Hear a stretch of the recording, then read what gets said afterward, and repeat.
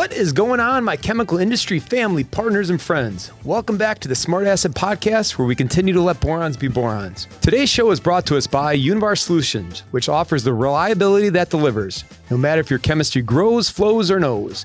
Univar Solutions is a valued partner. You need to help bring the right product to the right solution at the right time. So go to univarsolutions.com today and find your right solution. This is Andy Erickson, your storied host of the Smart Acid Podcast, and I'm here with the hazel to my nut. It's the heartbreaker, Chris Ernst. Heartbreaker, man. How you holding up? I'm fantastic. Andy, how about you? I'm doing okay. Really digging the hat. My head feels a little heavy. Yeah, well, you look good. Oh, you look good.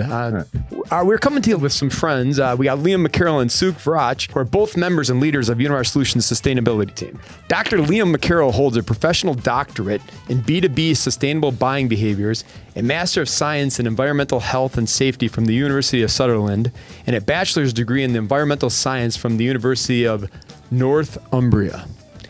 He promises me those are all real universities. I did have a discussion beforehand. As for Sukh, he holds a background in occupational health and safety and is passionate about driving positive climate change. Additionally, Sukh completed the United Nations Global Compact, the UNGC, for Young Sustainability Innovators Program, which is a focus on responsible water usage. Both of these gentlemen are extremely passionate about sustainability.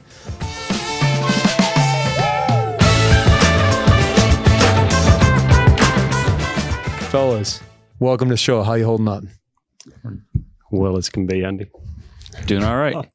Yeah, any chance you guys would like some sweet hats like these? If you got some spare, Okay. we could rock it. It's probably not in the budget, but we'll check after the show. Heard they're back order. Yeah, they might be backward. Good point. Before we get into the good stuff, we have a quiz. It's 100% related to sustainability. Are you boys ready for it? Sure.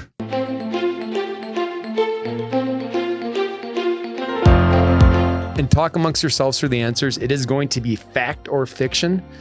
So we're going to give you a sustainability statement, and you got to tell us whether it's fact or fiction. First one. The sea level has been fairly stable throughout Earth's history. I guess it's relative. Fiction. We're going to go fiction. All right. Well, if you didn't go fiction, what would you go? Within a few 100 feet, but it's pretty deep, so that's relative. So in theory, and this is according to the internet, which never is wrong, it's a fact. The sea level has increased and decreased with the creation and destruction of the Earth's ice shields. Growing ice sheets convert more and more seawater into ice, thereby causing sea levels to fall. As ice sheets melt, liquid water runs into the oceans and sea levels rise. So it's actually been bouncing back and forth. Okay. We ready for number 2? Sure. All right. The Arctic is warming twice as fast as the rest of the world. Fact or fiction? We'd say fact. That is fact. Way to go. 1 for 2. Fun fact, everybody. The feedback loop generated by increased ice melt and subsequent increase in the absorption of solar energy has caused the Arctic to warm at this astounding rate. All right. This one we're not going to get into. Anyway. Migration is the only option for terrestrial plants and animals threatened by climate change. I think that's true. Yeah. I would say that's a fact. It's a fiction, but you do sound like a... Yeah, there you go. While a number of... We've clearly failed. While a number of plants and animals are expected to migrate to new ecosystems in response to climate change, many will be able to adapt to their new altered habitats. Given the difficulty of migration in human-dominant world, many organisms are likely to go extinct in the face of climate change. Ooh, that's deep. That was deep and long. Fun fact. You Yeah. guys ready for question number 4? Increased carbon dioxide from global warming is causing the oceans to become more acidic. Yep, that's true. That is true. That's a fact. Absolutely. The increased acidity, fun fact, puts stress on the exoskeletons of a number of aquatic organisms, putting stress on the total ecosystem. It's a lot of words as well. Chris and I obviously read up on this the last couple I'm of weeks. So impressed. Yeah, sure. I expected us to do better with a doctor by my side. Not a biologist. Not a biologist, not that kind of doctor. All right, last question. The World Health Organization, also known as the WHO, attributes 150,000 deaths per year to climate change. Sounds about right. Yeah, facts. Correct. Climate change is already linked to deaths from extreme weather events, decreased food production, and the increase of disease such as malaria. So, very good. All right. Enough of that. Well done, boys. I think that was what, 3 out of 5? Yeah, I think so. So, I mean, It's passing. it is. I mean, from a doctor, it's average. I mean, you guys should be proud of yourselves. All right, let's get into some real meat and potatoes of the conversation. Yeah, we can take those off. Whew. Can you give us a high-level overview of the key focus areas included in ESG? Yeah, for sure. I think I'd just start us off with what does it mean, right? There's so many acronyms in this area that it's worth exploring. So ESG, it's really an investor's term to really bring together everything that is sustainability, corporate responsibility, but it stands for environmental, social, and governance topics together. So environmental, we're talking emissions, both within our business and beyond it, waste, water, pollution prevention. On social, it's really about our people. And so you're talking safety, inclusion and belonging. And then on governance, we're talking bribery and corruption, supply chain due diligence, etc., AI, IT, security.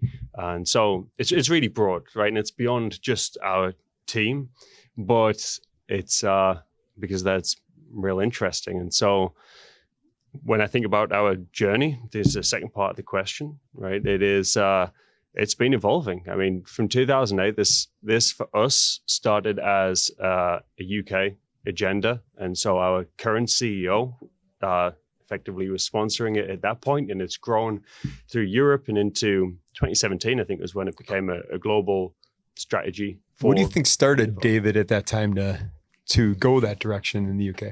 I think, leadership's really important on this one. And you can have the principles of what's right and wrong, but you need leadership support to make sure that we can actually put it into action. And David has always been somebody who has seen this as the right thing to do. I think even before we could prove the value of the agenda, it's always been about the right thing. And so that's how it started. That's still there, but now it's a strengthened agenda with a much stronger underpinning. So you mentioned kind of started all the way back in 2008. You began to talk about evolution and how our path and strategy has evolved. Tell us a little bit more there. How has it continued into 2025 now? No, for sure, Chris. And it's I think it's a natural progression. So back in 2008, we're really talking about showing to our customers, hey, we're doing more recycling, we're making efforts to save energy. Some of that still carries through. But when we get to 2017 and build this out into a full plan, it's based on what's actually measurably material for the business. So we're talking about taking an assessment of business impacts, supplier expectations, customer expectations, and then setting out, actually, these are the topics we should be focused on. So that was a real transformation for us. And from that, it continues to evolve. So our stakeholder expectations change, the impacts of the business and the opportunities that we have change. So we go from 2017 through 2021, 2021 through 2025, and now we're that's 2 generations of goals. And now we're entering the 3rd generation where we have to take a close look. The world looks different socially, economically, politically, very different to 2021. And that's not necessarily a bad thing. It's a new test of making sure that we as a business can drive values through sustainability. So we're going to have to go back to the drawing board, or we have gone back to the drawing board, assessed what's important to our stakeholders, assessed where the opportunity is for us, and now we've got to deliver on it. So it is a continuing evolution, and it should be, right? And what I'll add there is, from a practicality perspective, kind of bring it down to the floor level, is when we look at customer surveys, right? When I first started in the role about 4.5 years ago, we were getting pretty general surveys on sustainability as a broad term. Today, our customers are getting more and more specific, right? They're asking about product carbon footprint. They're even going as far as, hey, you store this product at this warehouse. Give us the energy footprint of where you store this product for us in whatever square footage you store it at. And then really that's also pushed us to collaborate more with our supply chain, go talk to our suppliers, trying to get product carbon footprint from like raw material extraction to labor impacts and to how the product's manufactured and then used by our customers, right? And then the third biggest thing is our employees have evolved. When we first started, nobody really knew what sustainability was. Sustainability was an annual report that used to go out and say, hey, we're doing these things, but our employees are now starting to bring out initiatives and operations and in other areas. So you touched a little bit about on, like, what do you think has changed with our supply base and our customer base to start helping drive sustainability? Like, what triggered within them, or what's driving that? What I would say is like, the times we're in, things are uncertain, right? So sustainability isn't just the right thing to do. It makes a business more sustainable, right? Finding more reliable supply chains, making sure that where we source our products are from geographical areas where things are done right, labor forces aren't impacted, and there isn't that up and down flow. And then same thing, from us as a business perspective, sustainability is also about efficiency. Right. In challenging times, we need to look at how do we become more efficient. And in the simplest terms, sustainability is about doing the right thing and being efficient with your resources. Excellent. Yeah, I mean, to that point on what's changed for suppliers and customers, I think now they're interested, rightly so, in how can we support their agenda. So if we think about, I think a fundamental change, maybe it's in the last 3 or 4 years, is, to Suk's point, more detailed information. But if we don't figure out how to support their agenda best, which we're doing now through the commercial sustainability work that we're doing, we're not going to sell those products. We're not going to be able to support those supplies. And so it really comes down to fully understanding and appreciating their priorities so that we can build a program around it. So build on that for me a little bit, both of you, if you could. I mean, how does our strategy help support our customer and suppliers' journey that you just talked about, going from, kind of early on and exploratory to now more specific business needs? So how do we support that from our strategy? Yeah, I would take it back to 2022. I think it was some part of 2022 when we set out realizing this need to support our customers and bring our suppliers on the journey with us, putting together, as I did at the time, the sustainable natural product framework that we now have. And it's grown much more from what the concept was initially, and quite rightly, and our colleagues in commercial sustainability are doing a grand job with that. But it's all based on listening, right? So listening to what customers are asking for, and then saying, okay, well, what does the framework look like? We've got a focus on emissions reduction within products, on bio-based materials, circular materials, safer materials, and this is all feeding into customer demands on products. So that, alongside increased transparency, product carbon footprints, is really saying, okay, we know what our customers need. How can we work with our suppliers to bring that on board? Because this isn't a typical sales discussion, if you like. It is, plus all of these additional factors that we haven't had to consider in the past. And so the framework's a great start. We want to have a positive impact through the supply chain. So that would be reducing emissions, increasing circularity, but it has to deliver value, right? So coming back to that point of sustainability is relevant as long as there's value. It's about value creation within the business. So that is growing these markets for sustainable materials or services. And maybe I'll take a pause because I think Suk's a little more close on that side.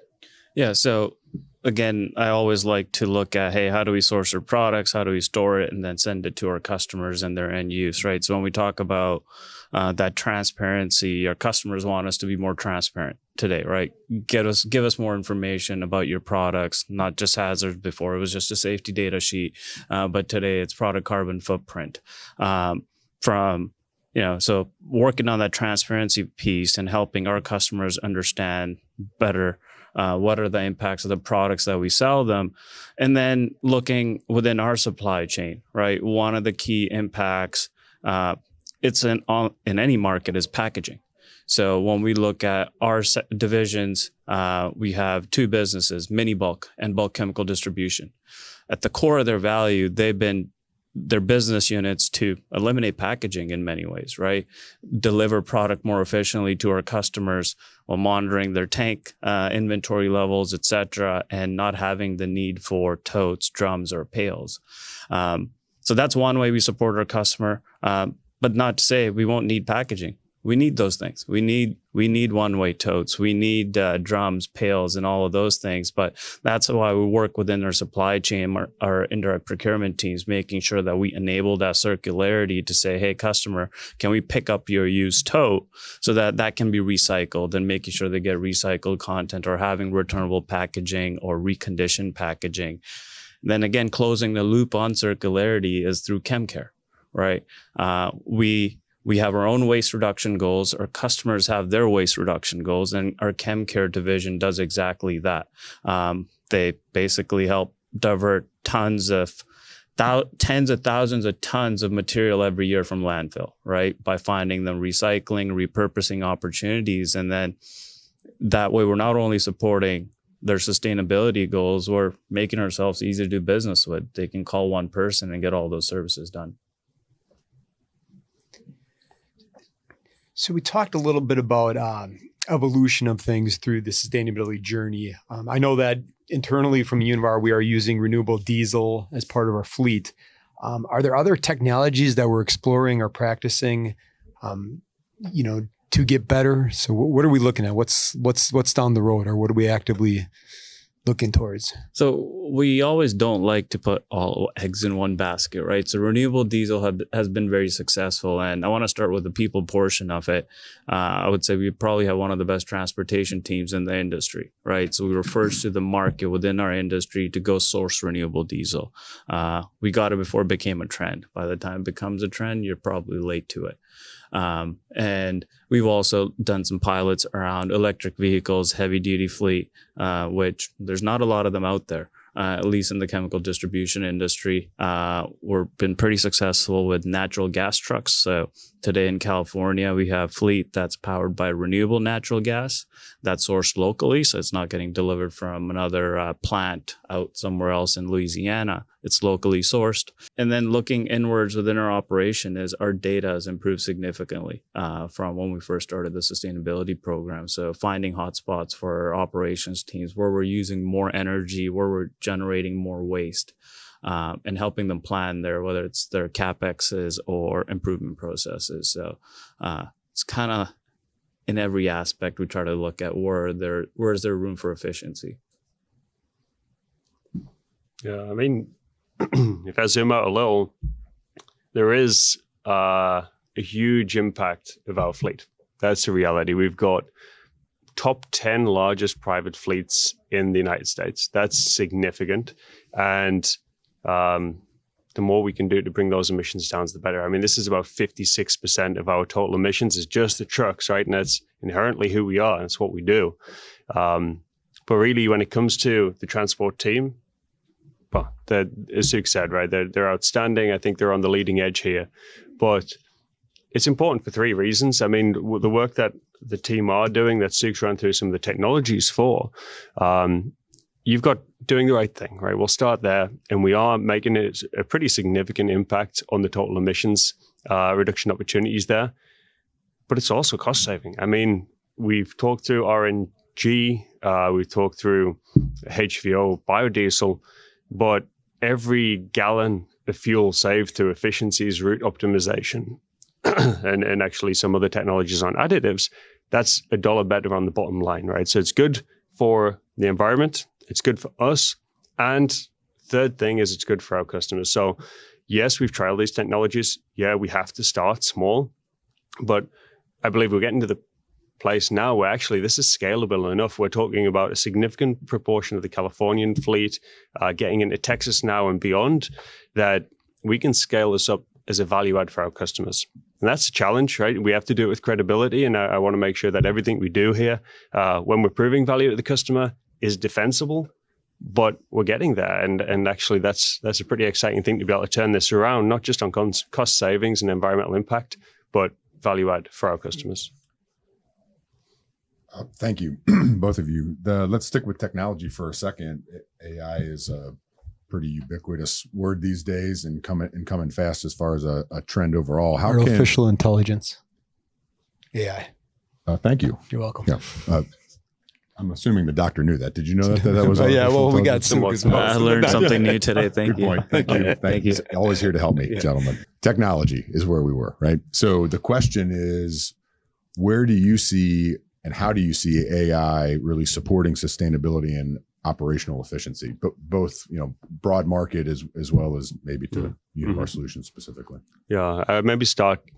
I honestly think that there's far more to learn than what we know about it already. And so the applications that I can foresee, I think, are far fewer than what will actually be.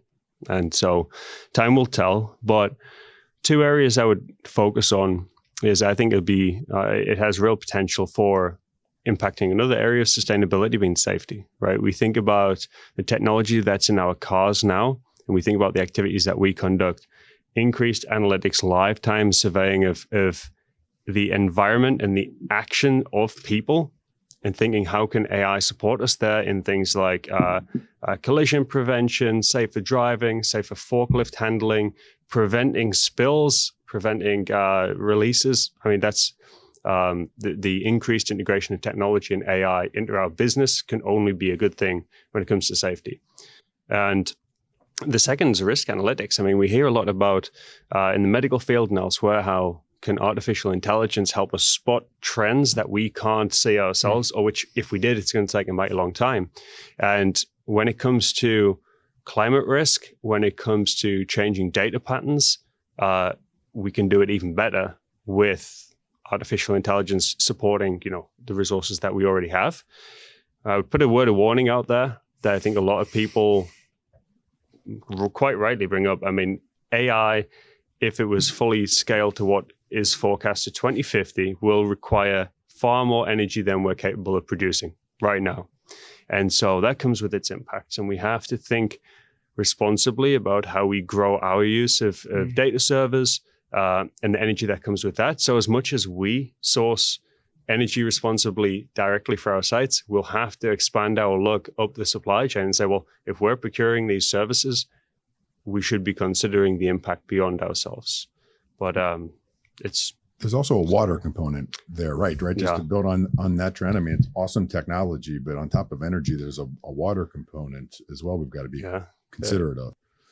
Yeah, what I'll add there, again, like you said, water is a big area for us as a company as well, right? Water is technically one of our products. We put it in blends and we sell it to customers to use. So we have to be strategic, from sustainability perspective. One thing we do is we look at our facilities that are located in high water risk areas, means water availability. There's a lot of competition from public to industry. So it gets rated based on water availability there. So one of our strategies has to build out and look at if there are data centers going in that area, would water availability be a concern? Would water costs go up from the municipalities?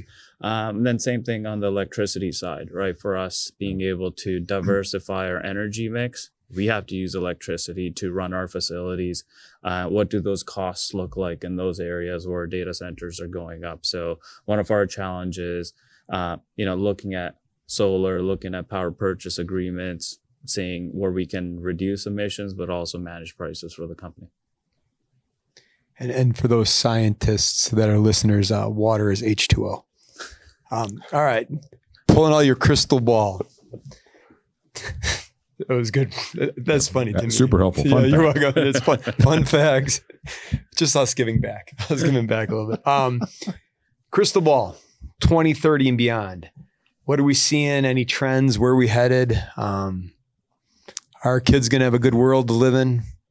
The truth is, we don't know exactly what it's going to look like, right? The forecast that we can make and the areas that we have to focus on are the only thing we'll have direct control over. It's it's exactly where we are now, though. And this is actually something I really enjoy. Like once every 4 or 5 years, we get the opportunity to reset the goals, to take an outlook and say, where do we want to head? That North Star that we'll have, be it 5, 8, 10 goals that we'll set with specific metrics, is not just pulled out of the air. And so we're currently, maybe I'll come back to the trends, Andy, but I'm currently in that position of reassessing and saying, well, where do we want to head? And it is different. I mean, it's a more financially trying time than 2021 was good for our business. Maybe it wasn't good for others, but we have to look at ourselves here.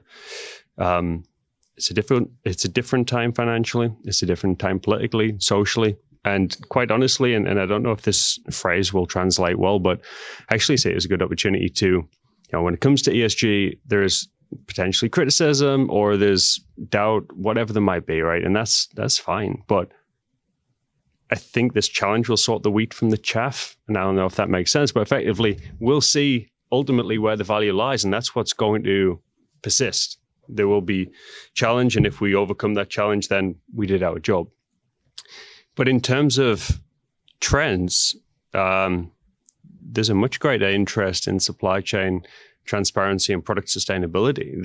I think it's an excellent trend for us to be seeing because we want to create that value, right? If we are an organization who can appreciate this, who can leverage the opportunity ahead of us and support our customers, there's really no downside for us. And so it's one key trend that we're seeing that comes alongside the supply chain transparency and governance, actually a lot more, no matter which side of the line you sit on, there is more call for understanding the impacts of the materials around us, seeing that back to all the way up the supply chain, the hazards and benefits of the chemicals that we use. So I actually think that's it. There's another great opportunity for us to be able to be more transparent with our supply chain and our customers. But it's a challenge. My goodness, you think about the thousands of products that we carry, and then you say, okay, well, we've got to understand them all a lot better and help our customers do the same. I'm not letting them get away with this. The wheat from the chaff. It's like, when you separate the kernel of wheat from the surrounding husk kind of thing. Okay, so it's not separating the wheat from the chef, like the chaff. cook. CHAFF, chaff. Andy, hardest part of my job isn't sustainability, is understanding all those things. And this is when I'm trying, right? I'm gonna lay off of it now before translating from English to English. Yeah, I know. Yeah, just to make sure everybody who's paying attention is on point. Gentlemen, bring us home here. One key takeaway for our listeners from each of you, if you could. I'll just start off from saying, it's funny to me when I first started in sustainability, everybody used to bring electric chargers as an initiative to me, but I'm glad our employees have evolved. We've done a lot of training and education, but to me, sustainability is about, when you take the people part into consideration, laborers and labor laws and ethics, it's all about efficiency. How do we continue to be more efficient with the resources that we use today? So, when I look at our products as a distribution company, our main goal is with our fleet, how do we reduce the miles driven by our products from our supplier to our customers. So we just have to continue to be more efficient. And that's, to me, in a nutshell, is what sustainability is about. Yeah. I mean, from my perspective, we've seen the journey. I've been with Univar 9 years in sustainability for a few more than that. It's probably going to be called something else. 3 years from now, we'll use different terms. What was it in 2008 when we started? It's exactly the same principles. Finding the right way to do the right thing with a positive impact for environment, communities. And I don't see that changing. As long as we can prove the value of it, it's going to be the same principle. Yeah, awesome. I appreciate it. Yeah, fantastic. You want to close us down? Happy to.